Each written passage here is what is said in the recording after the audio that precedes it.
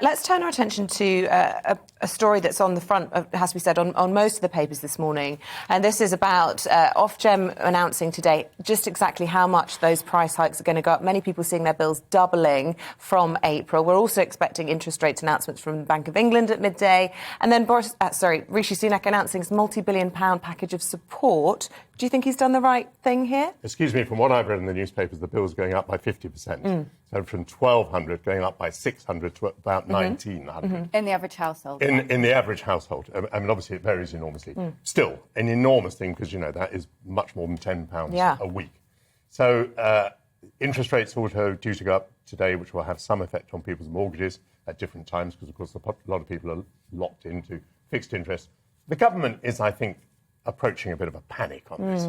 So it has an idea that there will be loans, I think, to energy companies, so that they would hold back passing on all of those bills.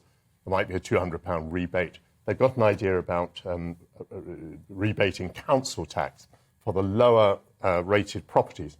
Now, part of the problem with this is that, of course, the connection between what you earn and what band your property in is a very weak connection. There's some connection, but not a strong one. However, it probably is the case that lower-rated properties will be found in red wall seats. Right. So if you give people a discount on their council tax, that will probably help in red wall seats. But however you do the arithmetic, you've got energy price rises, you've got other rises, you've got the national insurance increase, and the government's talking about a bit of a rebate on your bills and a bit of a rebate on your council tax. It's not going to take the trick. I mean, people are still going to be paying much more. Tinkering around the edges, you would say. I wouldn't say tinkering around the edges, but I'm saying it certainly doesn't compensate you 100%. No, of course. And look, huge pressure then on the Chancellor to tackle this problem. We talked a lot on this programme about the year of the squeeze and the cost of living crisis. What do you make of this approach? I mean, you know, people are going to be a lot worse off after this announcement today. I can't even describe what it's like for some families. We've got food banks reporting that not only have they seen the increase in use of people that have been conditioned anyway, but people who are in decent earning salaried homes that just can't afford to make it.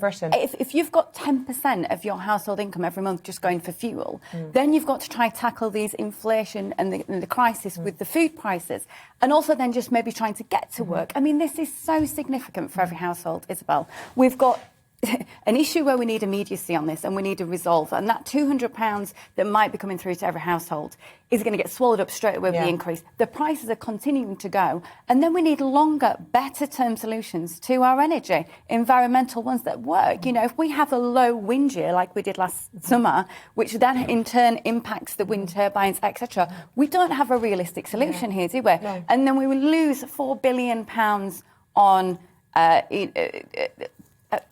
definitely challenging, or if not complete outright illegal claims in terms of the support that was there for the pandemic. That's our government. We have to look and go, well, how do we dig deeper in the coffers to help people right now, right here with this crisis? Part of the controversy in the Tory party is that part of your energy bill is a green subsidy. It's passed over to energy companies to subsidise wind turbines and so on. And many Tories are saying, look, instead of giving loans to energy companies and increasing taxes, which you're going to do with the national insurance in a moment, why don't you get rid of the levies in the first place? Because then people will simply naturally have lower energy bills. That's a big, big decision, because it would mean a big change in the green agenda.